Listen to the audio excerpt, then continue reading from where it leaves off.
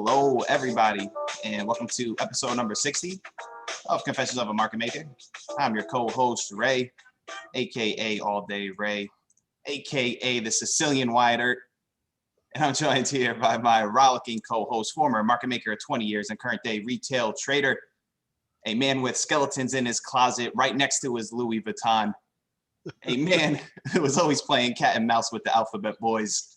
I'm talking about the Sri Lankan lumberjack, JJ. Hey, brother, what's going on? No, man. Doing well, man. Doing well. And our guest today started from humble beginnings as a young immigrant escaping war-torn Iran with his parents to founding his own company.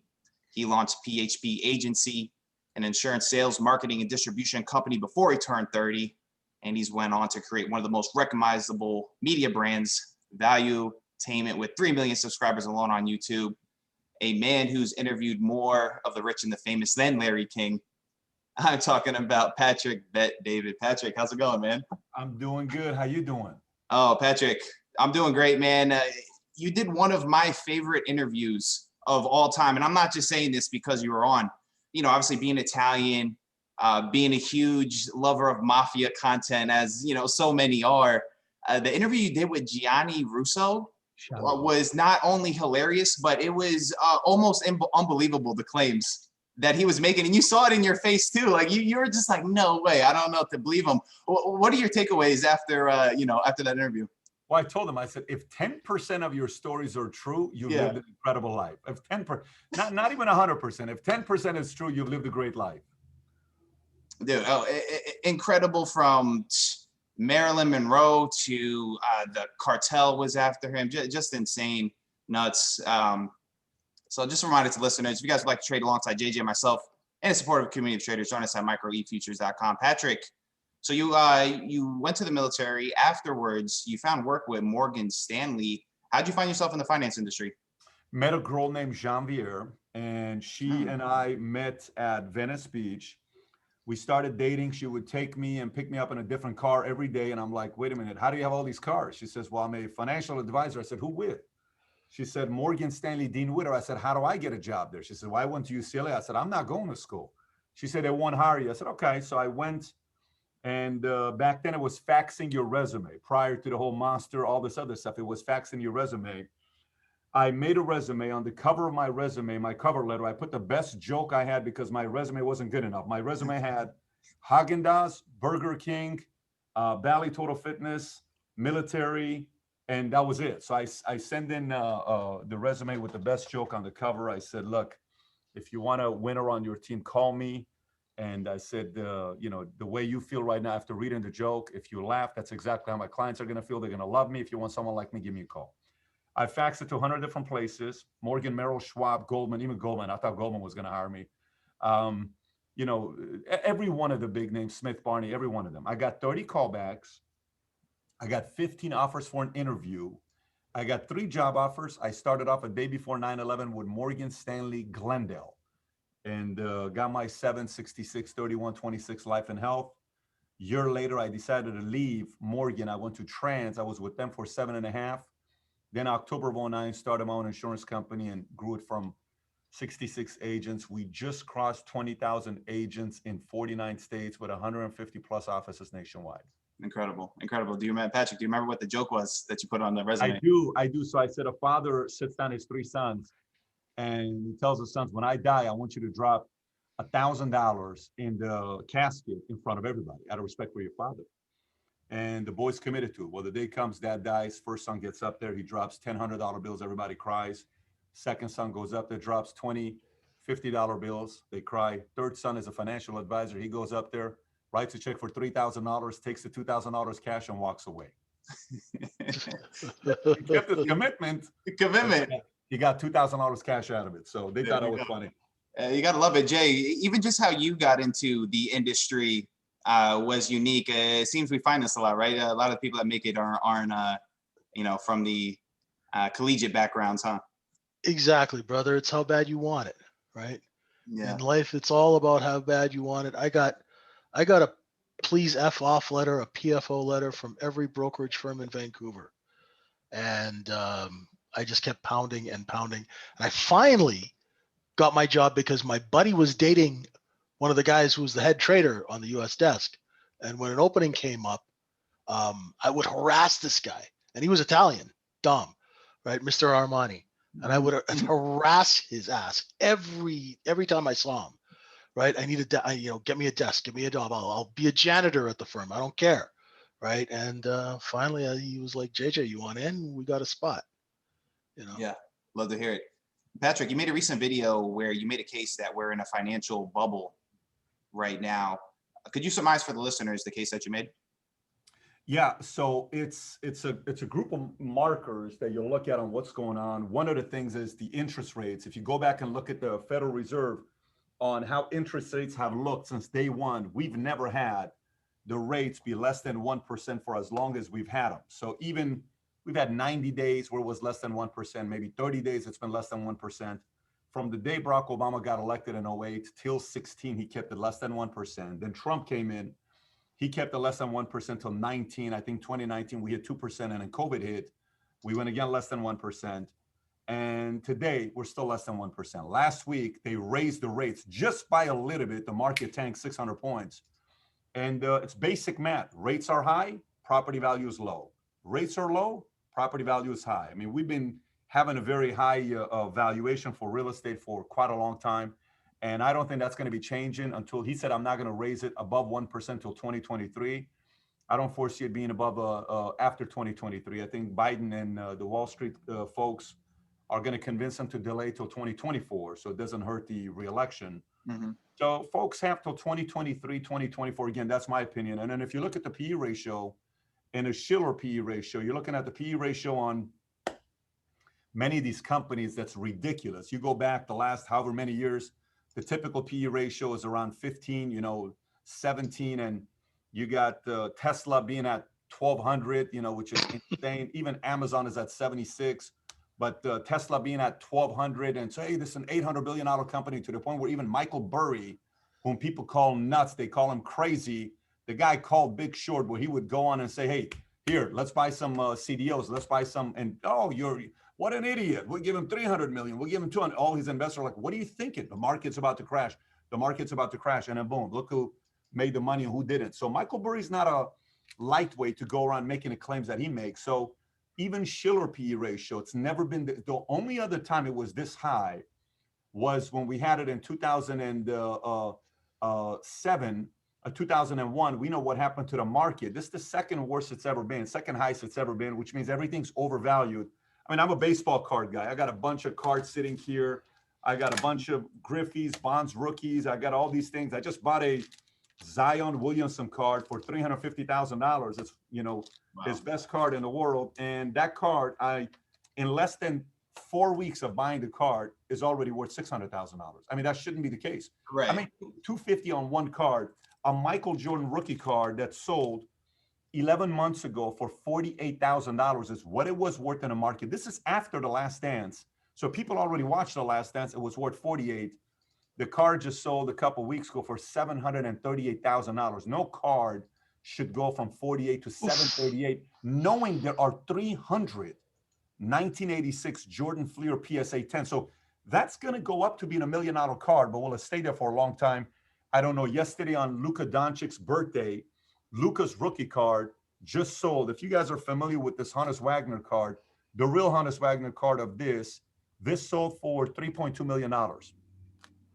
Just yesterday, Luka Doncic, he's been only playing basketball for 2 years in the NBA. He's 22 years old, never won a championship, never won an MVP. Just a great player, but never had any kind of milestones. His card sold last night for $4.5 million. Holy cow. Second most expensive card ever sold. We're talking about higher than Hannes Wagner. I sold a Wayne Gretzky card just a couple months ago. I bought it for $540. Two of the cards I bought for $540,000. I just sold the cards a year and a half later for $2,010,000. I made $1.5 million in 18 months on two hockey cards. One of them sold for $1.3 million.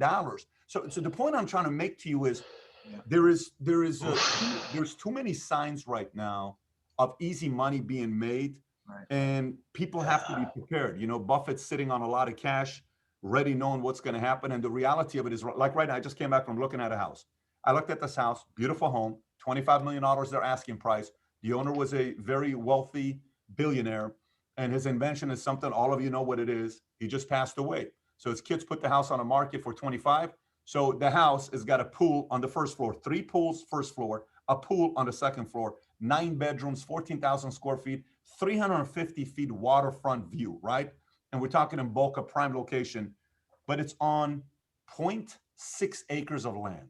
And then I'm looking at another house that's the 4th biggest lot in Boca, right? The 4th biggest lot in Boca doesn't have the, exotic modern home, but it's on 1.7 acres. One is on 0.6.7 acres, beautiful luxury modern home. The other one is on 1.7 acres, nice home, still a 12, 13, 14,000 square foot home, but not the same. But I'm buying the land because you can't build more land. The idea of keeping gold, land, stuff like this, cards, it's just whatever you cannot reprint more, the value is going to go up because we just made another 1.9 trillion dollars of debt that we're sending out. And don't forget, out of all the money ever printed in the history of America, let me say this one more time, out of all the money printed in the history of United States of America, 20% of all the money ever printed was printed in 2020. That's ridiculous. Yikes. Thinking about this. Leaping lizards. So a lot of this stuff is going on at the same time. And I'm not one that's sitting here saying I'm an economist.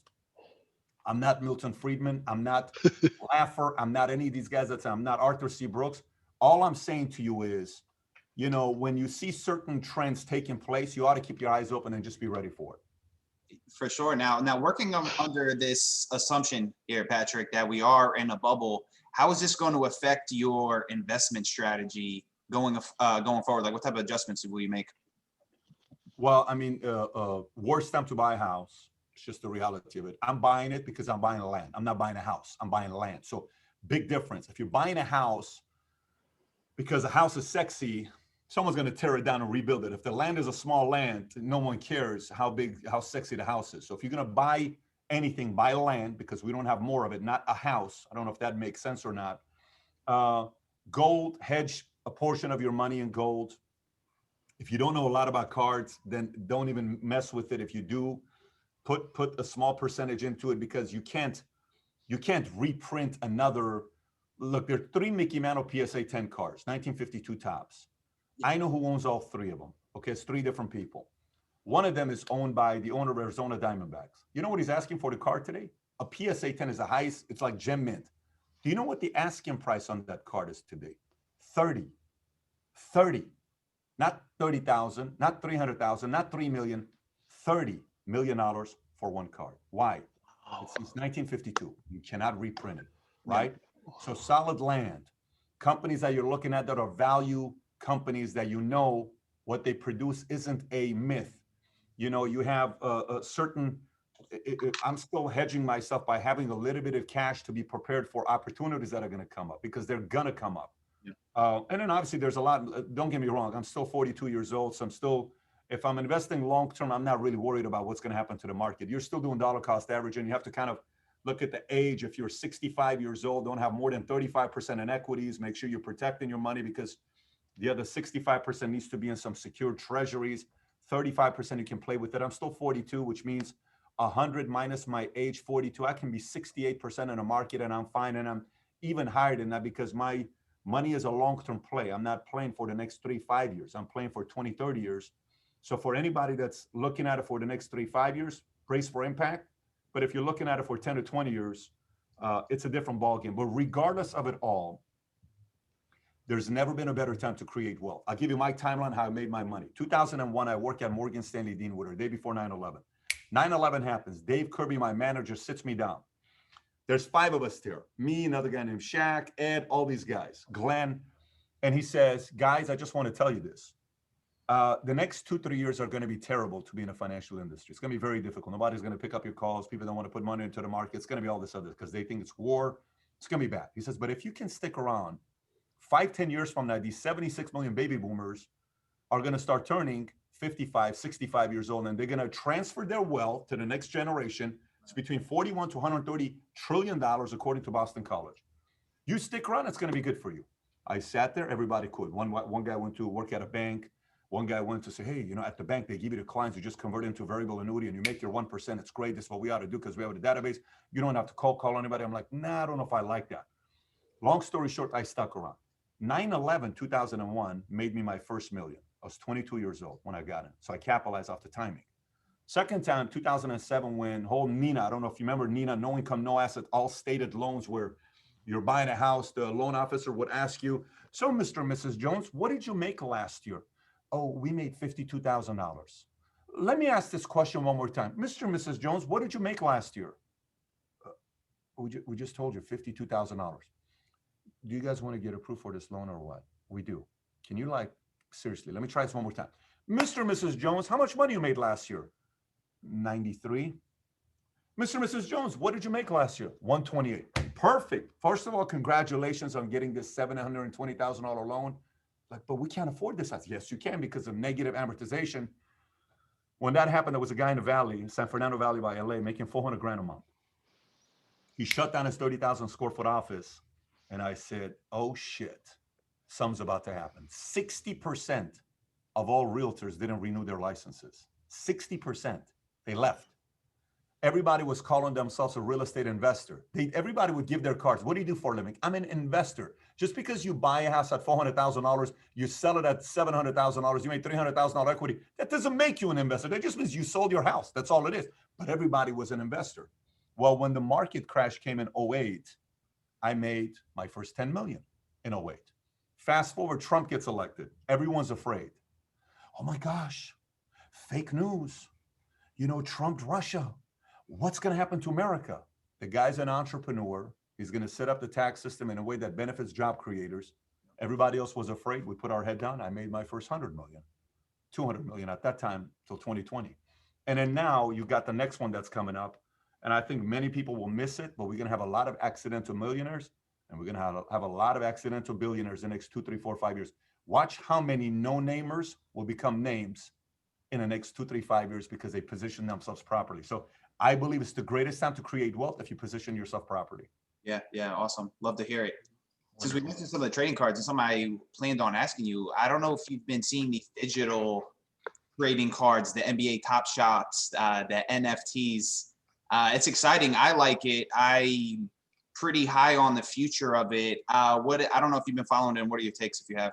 It's a generational battle. And the benefit I have is I'm right in the middle of the two generations. So I'm kind of like if you're in your 40s, like you're right in the middle.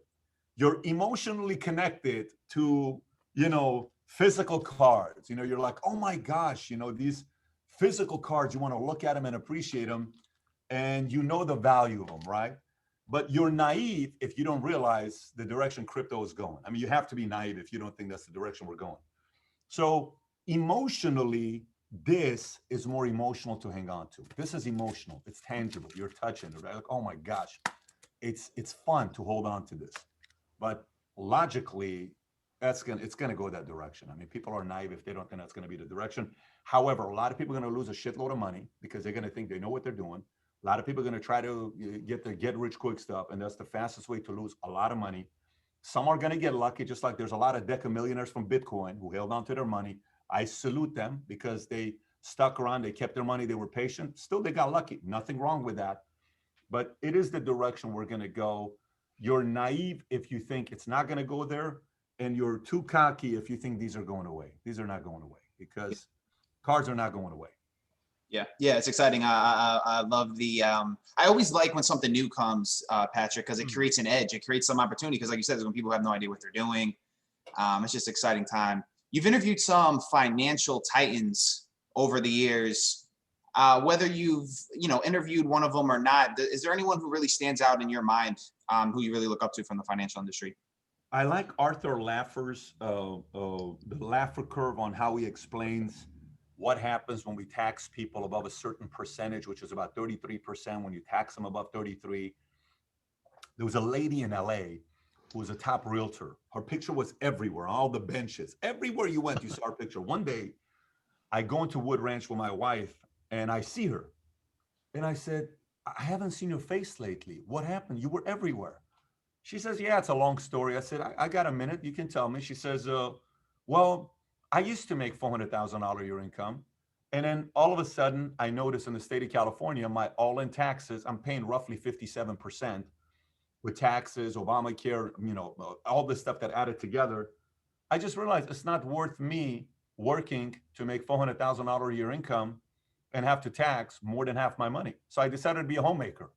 I sat there and I'm like, wow, high taxes forced her to be a homemaker. So instead of empowering women, high taxes actually did the complete opposite. Maybe high taxes isn't that good. So that kind of made me think about, what Laffer talks about. I also enjoy talking to Ray Dalio because Ray Dalio, when he and I had a conversation together, it was an interesting conversation together. We talked about a lot of different things. China obviously is one of my biggest concerns about where China is at. A lot of people see it as an opportunity. Obviously, there's a lot of money to be made in China. You're seeing DJ Dwayne Johnson doing a lot of movies in China. You're seeing a lot of Hollywood, Mulan. You're seeing a lot of folks invest. NBA, they're careful with China and Hong Kong. It's technical. Maury, he said something all of a sudden, hey, James Harden doesn't want to play for you. Be careful. This, It's a very, very interesting time, and we have to pay very close attention to China. They're 5 years away from being the most dominant force in the world, the way they're growing. So there's a lot of different characters I talk to when it comes down to money, but those would be two of my favorites. Yeah, that Ray Dalio interview, that was awesome. All right, Patrick, I got some miscellaneous questions here for you before we wrap it up. What is a innate strength of yours that's giving you an edge in business and media? I think it's just know my next moves. I really think that's it. I think that book right there, I wrote Your Next 5 Moves right up here. I wrote it a few months ago. And knowing your next 5 moves. I told a story earlier today where I don't know if you've ever seen Elon Musk's interview when he cries. It's like 10 years old. It's a 60-minute interview. If you've never seen it, you got to watch it. Just put Elon Musk interview cries. Go watch it, right? And the guy's asking him a question. And he says, how do you feel about a lot of these guys looked up to that are saying these types of things about you? Does it hurt your feelings? And you see him. He can't even answer. He's crying. Yes. And then you see Elon Musk today. He's pushing the SEC. He's challenging Bitcoin. He's challenging everybody in business. He's challenging Governor Newsom. He's negotiating with China. He's bullying Jeff Bezos. He really could give a shit. He's telling Putin, can you go on Clubhouse with me? I mean, so how does this happen? Right? How does this happen? Well, in the marketplace, these are 4 things I experienced. There are some that make fun of hard work and they say you just have to work smart. And there are those that say you got to work your ass off. I came from a school of thought of working your tail off because my dad was a worker. I was in the military. So I realized I can beat most of my competition by working my ass off, but it's not enough. There's a lot of people in America that work their asses off. They only make $15 an hour. So that's not enough. So then second thing I realized, most people will only read 10, 20, 30, 40, 50, maybe 100 business books that are like everybody reads, and then they stop. I said, no, I'm going to go 2,000 business books. I'm just not going to stop reading. So I started reading. I'm like, oh, interesting. I didn't know. Oh, interesting. So all this stuff, half the stuff you don't even know that you read, they're stuck in your brain. You don't even know where it's stored because your brain's a computer, but it's stored in here, right? You can't say, oh, I got this from this book, this book, because it's stored, right? Okay, it gets credit to the 2,000 books you read. But that's also not enough. You got to outwork. You got to out-improve. Third one.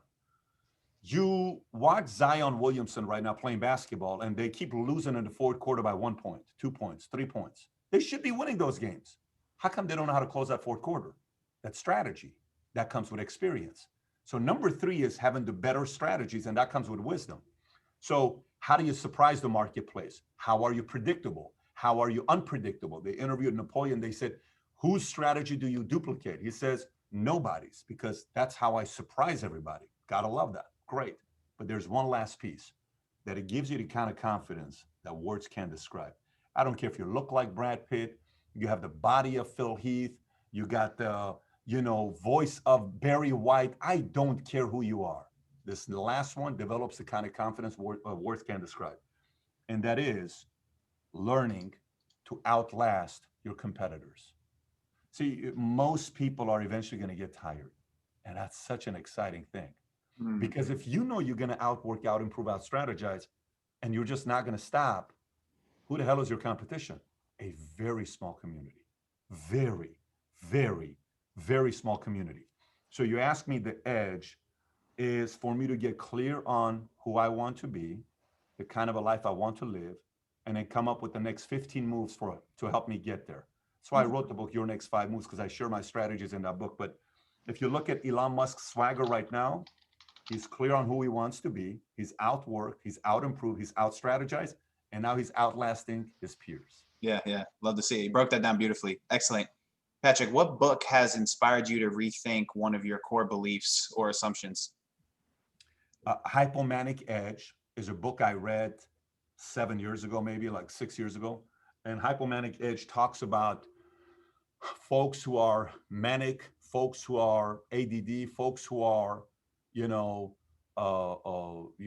personalities a little bit like, interesting. 1 minute you're meeting him this way, another minute you're meeting him this way. It's like, well, what is going on with this guy?